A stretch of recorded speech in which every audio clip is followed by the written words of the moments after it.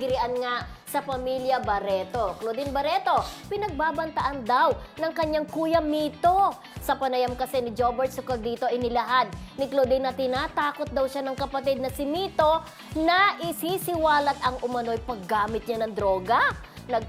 Nagpadala na raw siya ng cease and desist order at lumapit na rin sa NBI dahil sa anonymous threat calls, messages, ugat ng gulo. Ipinapalagay daw ni Mito na si Claudine ang source ng chismis tungkol sa pananakit noon ni Dennis Padilla kay Marjorie Barreto. Isang isyong naungkat muli matapos itong mabanggit sa vlog ni Christopher Min.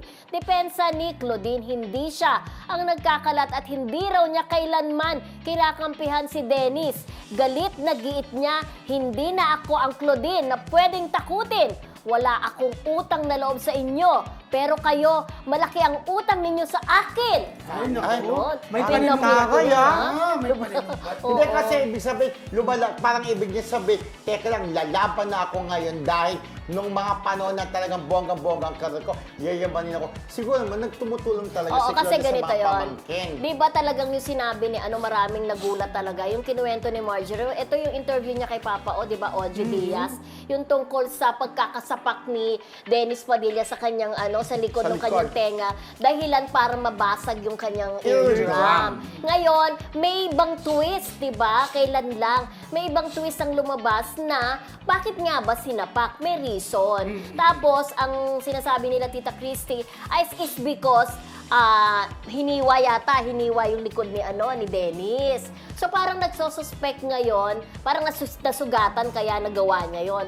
Nagsususpecha ngayon si Mito na kampi kay Marjorie dahil nga nagkausap si Marjorie at saka si Claudine, si Tita Christy at si Claudine, parang nga, 'di ba, nagpa-promote sila ng movie yata nila kasama si Jean Padilla, 'di ba? Parang pinagsususpechahan nila na galing daw kay Claudine.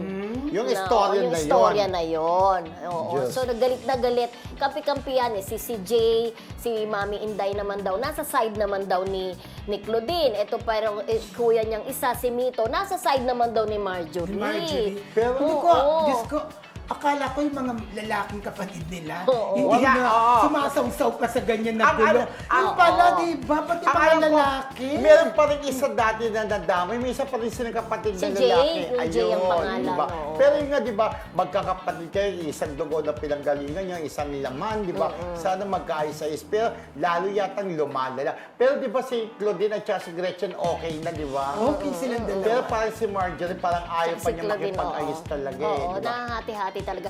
Sobrang nakakalungkot, dekada na itong na magkapatid. to Dekada Tinuwaan na. ng mga Barreto, di ba? Parang napakahirap sa kanila ang magpatawad talaga. Wala sa kanila. And even, ang kapayapaan, di ba? sa harap na ng ating Pangulo, ha, di ba? oo. Nagkagulo pa sila, di ba? Si dating Pangulong Duterte, di ba? Yes. Dati umano'y, nagkaroon pa rin ng iringan nung time na yun, ha? Di ba? Marjorie Gretchen at saka si Claudine. Tsaka di ba even Atong Ang, di ba, na medyo magulo, di ba, kumbaga napanood ko yung din. interview na yun ni Oo. Atong Ang, di ba? Nabanggit din siya Ay, dun naku, sa sana Luzon. pero hangad natin lagi, paulit-ulit natin Yup. hangad na sana naman, ngayong may Matapos edad na na. rin yung kanilang ina, diba? Dapat matapos na ito. At saka magkasundo-sundo na sila. Correct. Sabi nga, di ba, may sinasabi in God's perfect timing. Oo.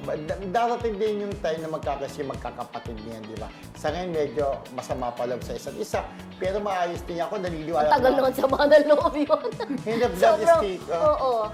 Diba? Pero sa totoo lang sa ngayon kasi si Claudine talaga, dumadaan talaga sa depression, dumadaan siya sa maraming problema. Sabi nga niya, wala akong utang sa inyo, sabi niya hanggang ganun. At saka siya, may mga resibo talaga siya na nung araw talaga, nagpaaral sa Ay, kanila, oo, totoo. nagbigay ng pera pang negosyo nila, pero ngayon wala ako sabi niya. Pero may Yun ang mga mahirap, nagsasabi diba? naman daw na siya na daw ngayon chismis lang to ha, siya na daw, inuutangan daw niya yung mga kapatid niya. Chismis lang Pero naman. si Gretchen naman talaga, willing Oo. din naman Parang talaga. tumutulong si Gretchen Tumutulong kay financially. Claudine. Oo. Wala namang masama doon kasi si Baka Gretchen kapatid. ang may pera, Correct. di ba? At saka alam mo si Claudine mabait Mabait si Oo Claudine. naman. Yan isa sa mga naging una naming Interest kaibigan ni ni Melba. Melba Lanera na kaibigan mo, di ba? Yeah. Na kaibigan natin. Penton mo kami, ha? Oo. Ano ba yun? Na. Yung Hindi. istorya kako ng kayo Hindi. ni Claudine. Yan yung mga unang Mali ang paso ko, di ba? Oo. Pero Okay. talaga na-